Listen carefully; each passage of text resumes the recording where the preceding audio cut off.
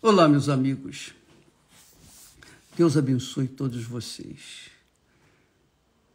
Que o Espírito Santo o guia daqueles que têm o Senhor Jesus Cristo como o único Senhor e Salvador, venha guiá-los a todos, guiar a todos, para que todos venham entender, compreender a sua vontade, a vontade de Deus para as suas vidas. Veja só, nós falamos ontem que uma pessoa que recebe as bênçãos de Deus, cura divina, libertação das drogas, reconstrução do seu lar, enfim, se torna rico, se torna abençoado economicamente, abençoado familiarmente falando. Se essa pessoa pensa que ela recebeu as bênçãos de Deus porque Deus lhe perdoou dos seus pecados, ela está enganada. Que ela está livre dos seus pecados, ela está enganada. Porque nós recebemos as bênçãos de Deus pela fé. É pela fé. Você tem fé para ser curada agora. Agora você recebe a bênção, mesmo não merecendo ser curada. Mesmo Deus vendo que você é uma pessoa frágil, fraca e que não se arrependeu. Você, pela fé, toma posse. Você toma posse daquilo que Deus prometeu. E essa fé é uma questão pessoal. É algo muito individual. Quem tem, vai, toma posse. Quem não tem, fica para trás. Agora, uma coisa é você ter fé para tomar posse das bênçãos prometidas por Deus, e outra coisa é você tomar posse do batismo, ser batizada com o Espírito Santo, simplesmente pela fé. Eu creio, eu vou receber o Espírito Santo, é hoje e tal. Só que se não houver o arrependimento, quer dizer, se não houver atitudes contrárias ao que fazia antes de errado, ela vai fazer o que é certo. Se ela mentia, ela vai deixar de mentir. Se ela roubava, ela vai deixar de roubar. Se ela adulterava, ela vai deixar de adulterar. Se ela fornicava, ela vai deixar de fornicar. Enfim, ela vai se arrepender. O arrependimento é uma questão de decisão.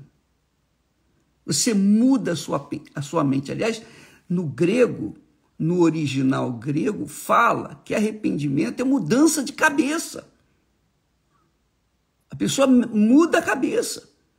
Ela estava indo num caminho, ela muda essa direção e vai para um caminho contrário. Ela estava indo pela esquerda, ela deixa de ir pela esquerda para ir pela direita. Isso é conversão, isso é arrependimento. Ela deixa de ir para a direita para ir pela esquerda. Também, mesma coisa, ela se arrependeu. Não adianta, por exemplo, não adianta eu fazer a obra de Deus, ajudar os outros, enfim, orar, ajudar, auxiliar as pessoas. Mas se por acaso eu não me arrependi dos meus pecados, Então, eu não tenho o direito de receber o Espírito Santo. Por quê? Como que o Espírito Santo, é questão de inteligência, a fé tem que ser unida à inteligência. Como que o Espírito Santo vai descer sobre uma pessoa que não se arrependeu dos seus pecados? Então, é assim, muitas pessoas entram na obra de Deus, se tornam pastores, bispos, esposas de pastores, de bispos, etc. Porém, essas pessoas entraram na obra de Deus por causa dos testemunhos. Erroneamente, elas entraram na obra de Deus por causa dos testemunhos. Aconteceu isso, aconteceu maravilhas. E aí, ela é ingressada, ela é inserida na obra de Deus por causa do testemunho que ela recebeu. Ela mudou de vida, ela era bandida, ela deixou de ser bandida. Ela mudou, digamos assim, aparentemente o seu caráter. Ela deixou de ser uma pessoa má para ser uma pessoa boa. Porém, ela não se arrependeu lá no seu coração dos seus pecados, da sua vida errada. Ela não deixou a vida errada. E aí, o que acontece? Ela entra na obra e continua com aquilo. Ela tem um link, uma ligação com o diabo por causa do seu pecado. Ela fica em débito com o diabo. E o diabo não vai deixar, não vai se esquecer. A pessoa, o pecador, pode se esquecer do seu pecado, mas o diabo não se esquece dele. O pecado não se esquece do pecador. Essa é a realidade. Então, se essa pessoa é batizada nas águas, começa a fazer a obra de Deus, ela pode até aparecer como homem ou mulher de Deus, que é o que tem mais acontecido nesse mundo.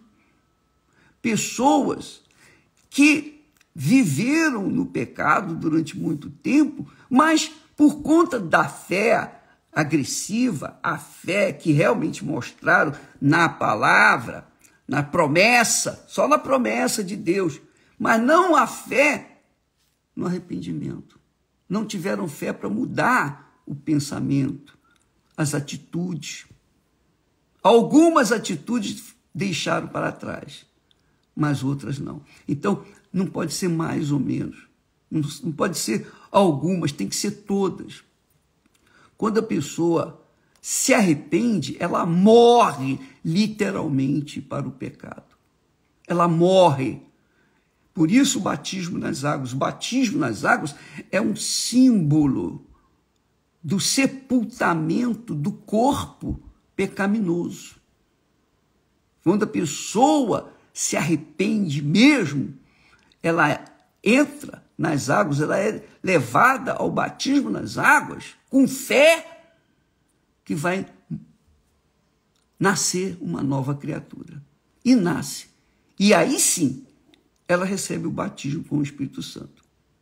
Então, a gente tem visto na igreja muitas pessoas, mas muita gente mesmo, e gente boa, aparentemente santa, mas que não se arrependeram dos seus pecados. Guardam dentro de si ainda aquelas saudades do pecado. Você entende o que eu quero dizer? Você entende? Imagine se eu casasse com a Esther e mantivesse saudades dos meus dias de solteiro, das coisinhas erradas que eu fazia. Das aventuras que eu participei. Ela, sabendo disso, ia gostar? Claro que não. Nem eu gostaria que ela lembrasse sequer, ou se lembre, se ela andou na vida errada. Eu não queria que ela se lembrasse, porque é lógico que se lembra, é porque e tem saudade, tem mais essa, ela não está comigo 100%. Veja só, a Bíblia diz que aquele que está em Cristo, nova criatura é. As coisas velhas já morreram, já passaram. Eis que tudo se fez novo. Então, quando uma pessoa tem fé, eu tenho visto com os meus olhos, pessoas que aparentemente eram perfeitas para a obra de Deus. Porém, elas são ingressadas na obra, mas com o tempo, elas voltam aos pecados antigos. Por quê? Porque elas não morreram pela causa do Senhor Jesus. A velha criatura, o corpo do pecado, a Bíblia chama corpo do pecado, se mantém vivo. E como que o corpo do pecado pode ter o Espírito Santo? Nunca, jamais, em tempo algum. Se não houver arrependimento, não há perdão, não há remissão de pecados. Tem que haver o arrependimento. Arrependimento verdadeiro, sincero. E veja que Deus é tão magnífico, tão maravilhoso, tão bondoso, tão generoso, que ele não exige sentimento. Você tem que sentir remorso ou sentir aquele pesar por causa daquele pecado. Não, ele quer apenas que você abandone o pecado. Deixe o que é errado. Porque se isso não acontecer, veja só, deixar o pecado, mas se a pessoa deixou o pecado aparentemente, mas no seu pensamento ela tem saudades daquele pecado, ela não vai receber o Espírito Santo, e Deus sabe de todas as coisas. Ele sabe o que há dentro de nós. Então não vem com aquela história, Deus conhece meu coração, você sabe, Deus sabe sim, Deus sabe de todas as coisas, inclusive do fingimento, da hipocrisia que existe dentro da igreja. Aliás, a igreja, a religião no geral, é uma fábrica de hipócritas, é uma fábrica de hipocrisia. Os judeus que Jesus tanto censurou e condenou, ele condenou aqueles sacerdotes, escribas, fariseus, hipócritas. Ai de vós! Jesus condenou por causa desse fingimento, porque fisicamente eles eram de Deus, mas espiritualmente eles eram do diabo. E é isso que acontece com muitas pessoas, infelizmente. Vai fazer o quê? Mas nós temos aqui um exemplo claro do discurso de Jesus. Presta atenção que eu vou dizer, esse discurso que ele falou foi logo no início, aqui escrito, logo em Mateus, capítulo 11, do versículo 21 ao 23. Jesus disse assim: ai de ti, Corazim, ai de ti, Betsaida, ai, disse Jesus, porque se em Tiro e em Sidom fossem feitos os prodígios que em vós se fizeram, os milagres que em vós se fizeram, há muito que se teriam arrependido, com saco e com cinza, quer dizer, se arrependido com uma humilhação verdadeira, uma humilhação exposta, para todo mundo ver. Há muito que se teriam arrependido com saco e cinza. Por isso, eu vos digo que haverá menos rigor para Tiro e Sidom no dia do juízo do que para vós. Tiro e Sidom eram cidades, Corazim, Betsaida, cidades. E ele está falando de cidades, de pessoas, as cidades que representavam as pessoas, seus moradores. Então ele diz assim, haverá menos rigor para Tiro e Sidom no dia do juízo do que para vós. E tu, ele acrescenta, e tu, Cafarnaum, quer dizer, 5 cidades, e tu, Cafarnaum, que foste erguida até ao céu, serás abatida até ao inferno. Porque, olha, aí veja só a comparação que Jesus faz. Porque se em Sodoma tivessem sido feitos os prodígios ou milagres que em ti se operaram, teria ela, quer dizer, a cidade de Sodoma, teria Sodoma permanecido até hoje. Quer dizer, veja que Sodoma não teve a mesma oportunidade que teve Cafarnaum. Não teve. E foi o quê? O que aconteceu com Sodoma? Foi queimada com fogo e enxofre. Desceu fogo do céu e destruiu Sodoma e Gomorra. Então, o que Jesus está falando aqui? A pessoa sabe, está vendo o poder de Deus, está vendo que Deus existe diante dos seus olhos. Poxa, a pessoa era leprosa, ficou limpa, instantaneamente, estava com câncer, condenada pela medicina, pela ciência, condenada à morte. Tinha apenas horas de vida, mas pela fé a pessoa ficou curada na hora, instantaneamente.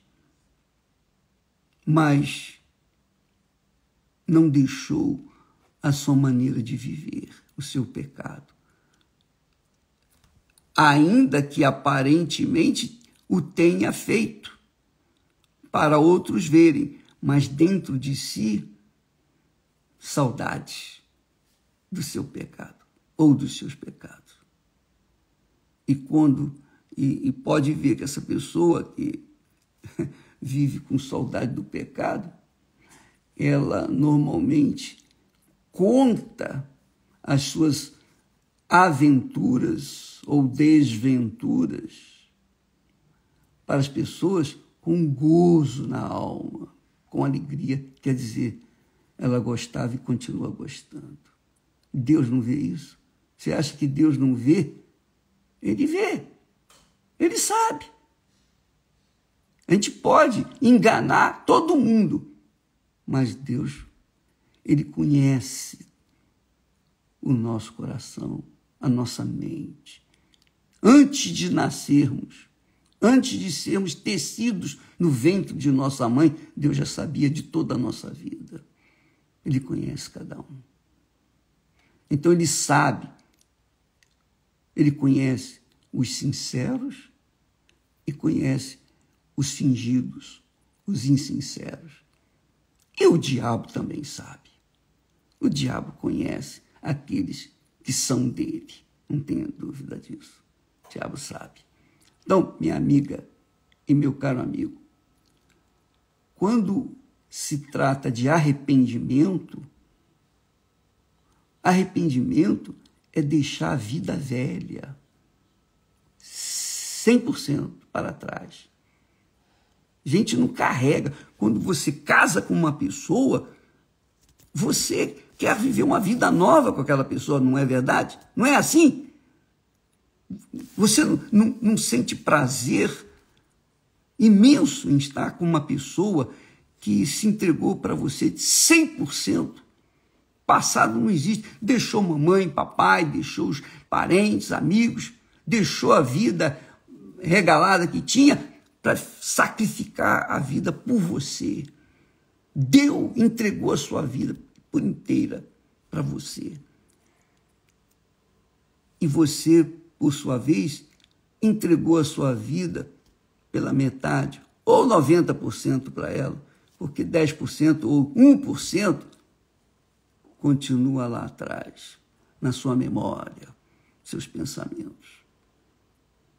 E eu pergunto, você acha que Deus vai descer sobre uma pessoa que se entrega 99,9999% para Ele?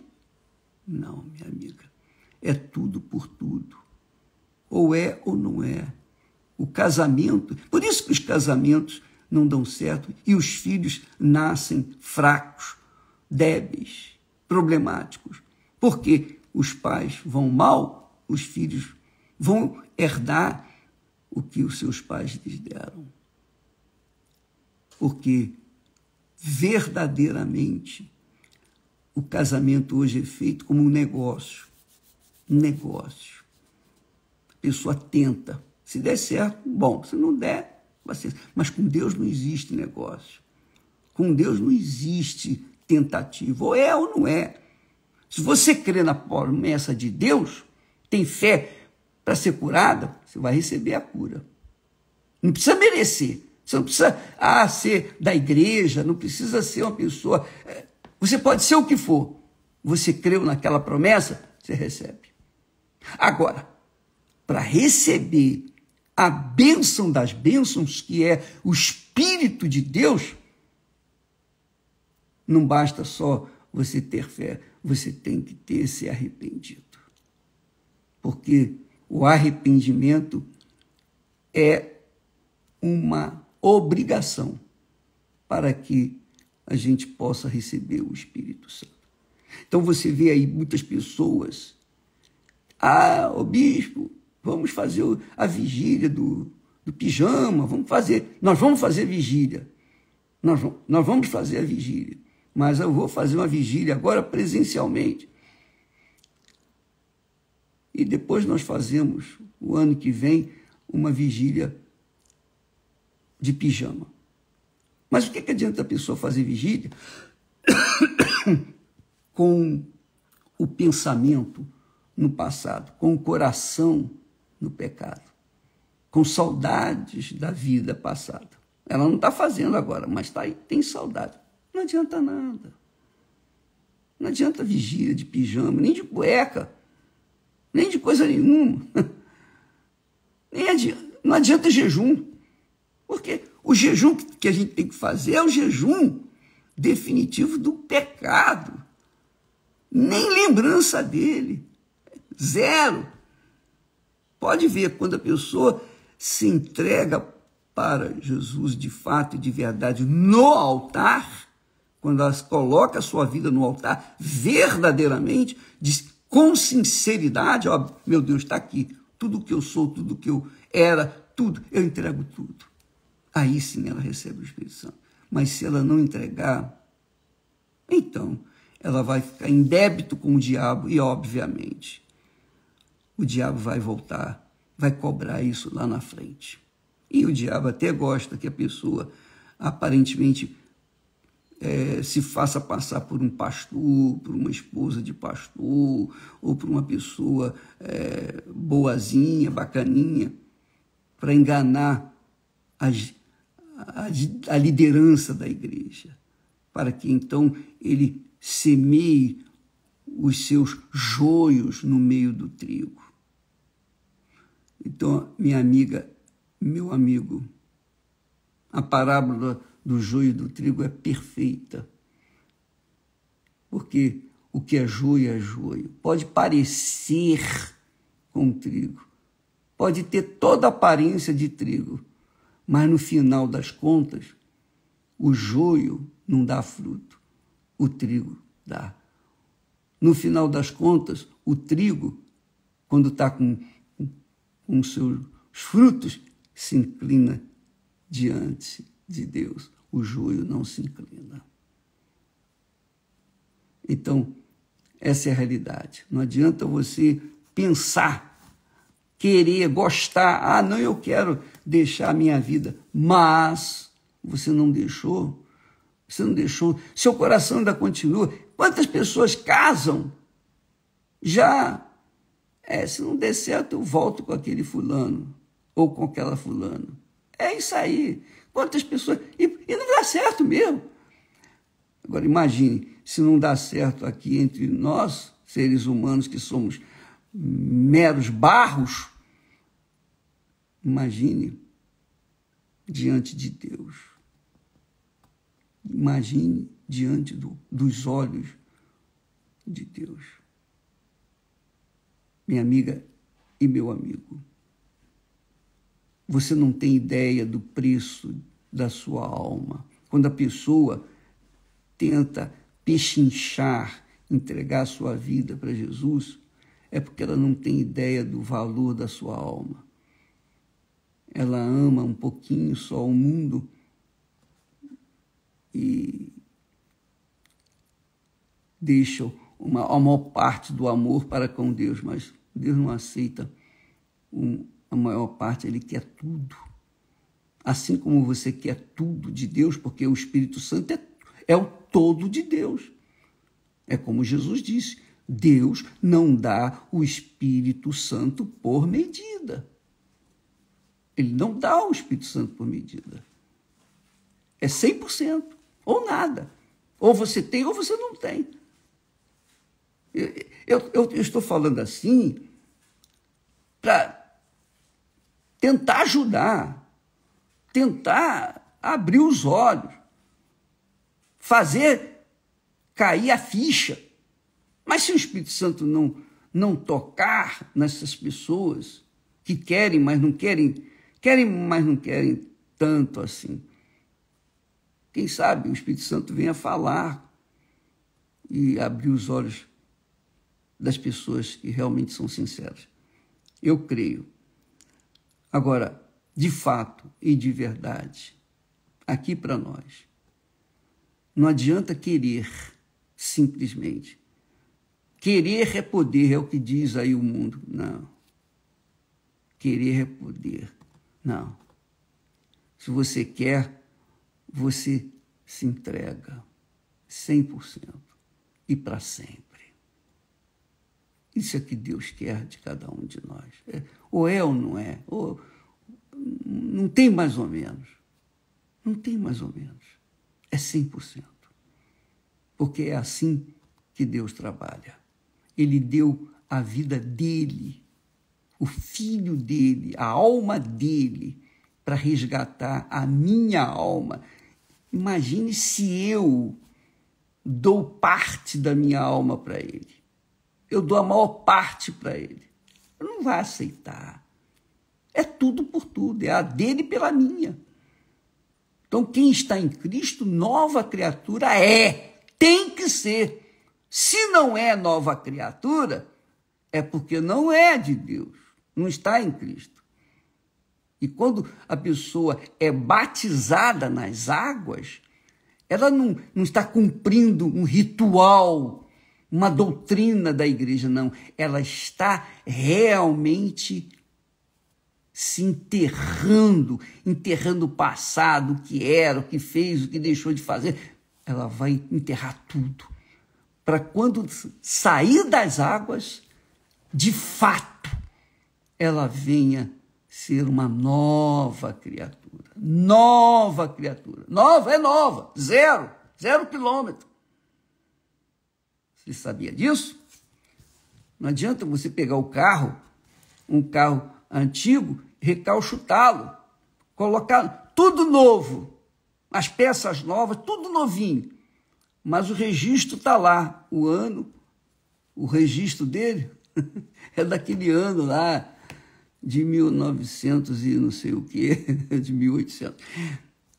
Mas quando a pessoa se torna uma nova criatura, é zero, começa tudo do zero, é como um bebê.